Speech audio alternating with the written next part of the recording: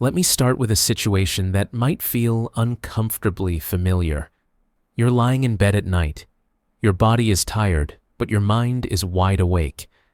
In the last 10 minutes, you've thought about learning a new language, starting a YouTube channel, switching careers, taking a psychology course, writing a book, maybe learning design, maybe learning coding, maybe everything. And somewhere in that swirl, a heavy thought drops in. Why can't I just focus on one thing like everyone else? You look around, and it seems like other people figured it out. They chose a path. They stuck to it. They're moving forward. Meanwhile, you feel like you're standing in the middle of a massive intersection.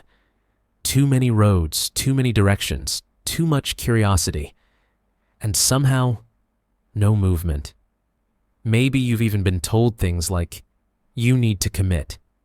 You're unfocused. You start things, but don't finish. You're all over the place. And after hearing that enough times, you start to wonder if something is wrong with you. But what if I told you this isn't a motivation problem? It's not a discipline failure. And it's definitely not a character flaw. What if your interest in too many things is actually a psychological pattern? One that makes complete sense once you understand how your mind works.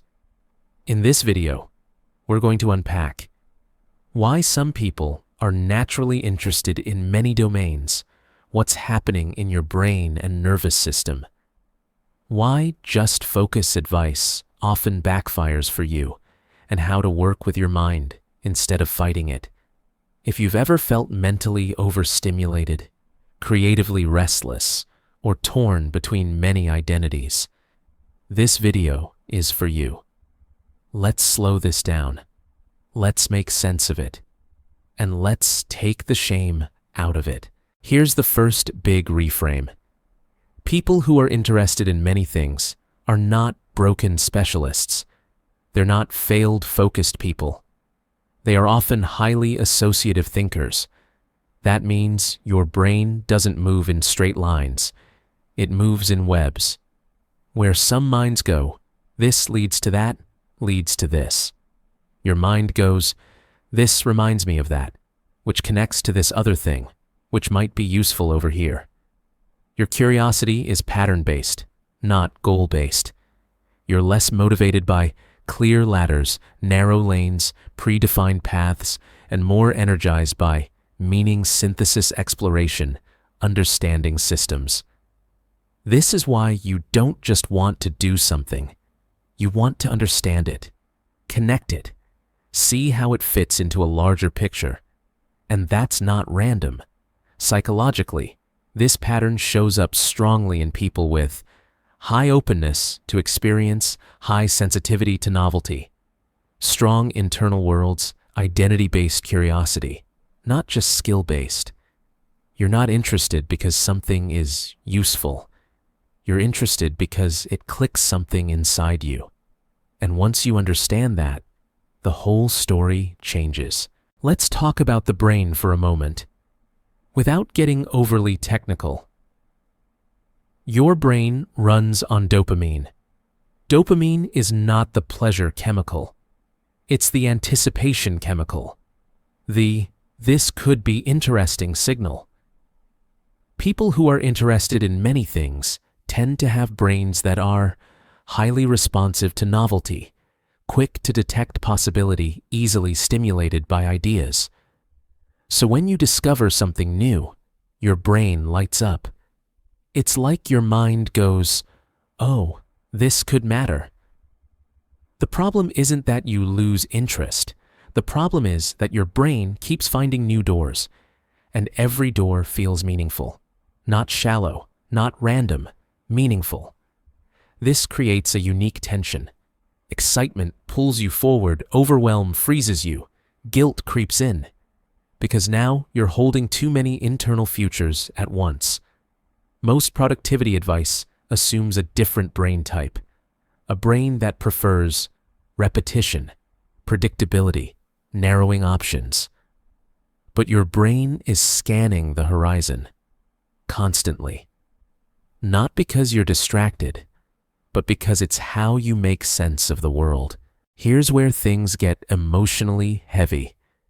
When you're interested in many things, you don't just struggle with focus, you struggle with identity. You don't just ask, "What should I work on?" You ask, "Who am I supposed to become?" And that's a much deeper question. Each interest feels like a potential version of you, a possible life, a different identity. So choosing one doesn't feel like choosing a task. It feels like killing off other selves.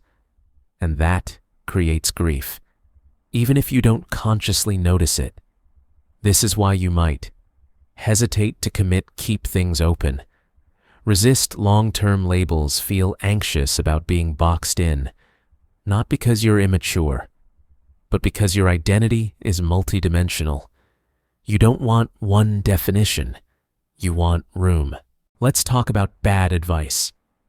When people tell you, just pick one thing and stick with it, what they're really saying is, use my brain strategy. But your brain doesn't work that way. For you, forcing narrow focus without meaning creates internal resistance, emotional flatness, burnout, quiet resentment.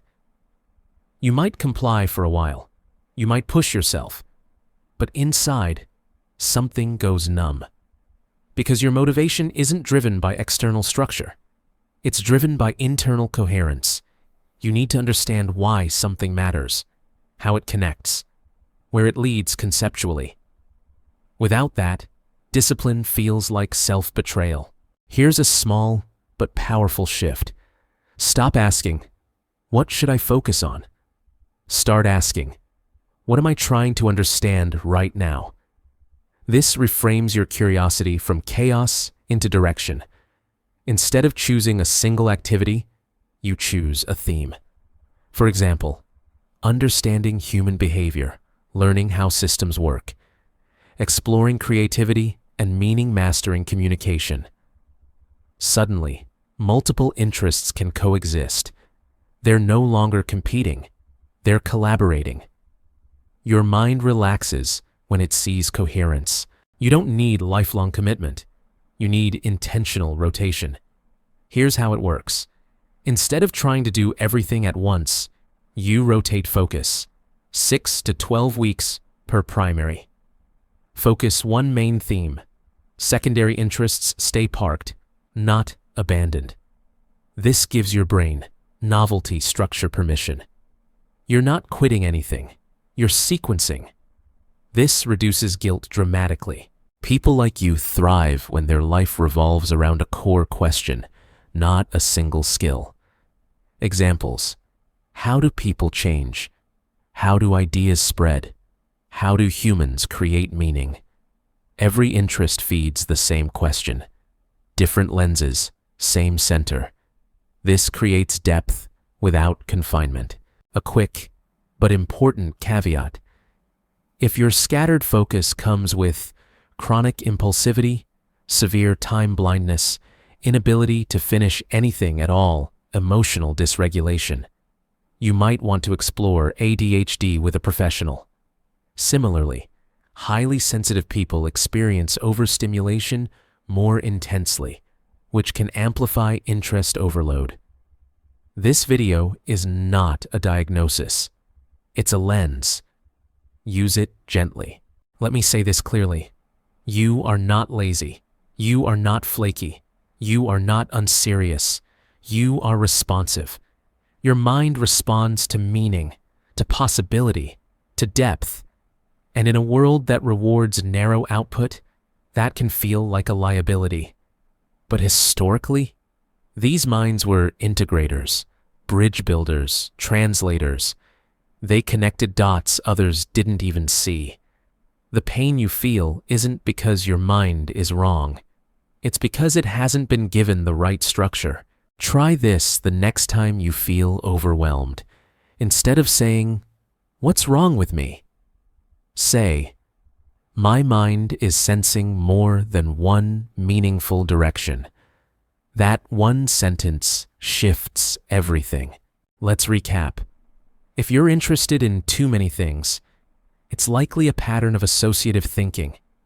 Your brain is novelty sensitive, not broken. Your struggle is about identity, not discipline. Focus works best through themes, not restriction. You don't need to become someone else. You need to design a life that fits your psychology. In the description below, I've included a downloadable guide to help you identify your core themes and a link to the next video. How to build a career when you don't have one clear calling. If this video put words to something you've felt for years, you're not alone, and you're not late. You're complex. Slow down, work with your mind, and let your curiosity become a structure, not a source of shame. I'll see you in the next one.